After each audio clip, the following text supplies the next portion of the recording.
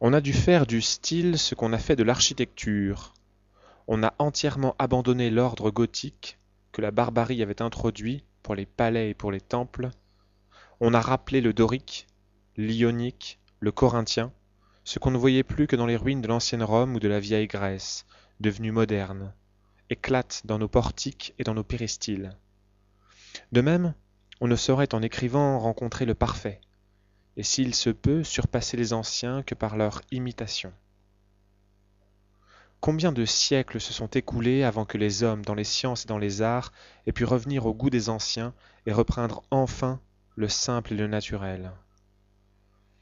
On se nourrit des anciens et des habiles modernes, on les presse, on en tire le plus que l'on peut, on en renfle ces ouvrages, et quand enfin l'on est auteur, et que l'on croit marcher tout seul, on s'élève contre eux, on les maltraite, semblables à ces enfants drus et forts d'un bon lait qu'ils ont sucé, qui battent leur nourrice.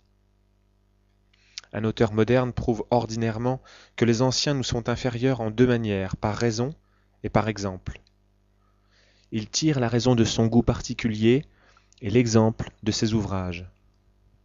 Il avoue que les anciens, quelque inégaux et quelque peu corrects qu'ils soient, ont de beaux traits.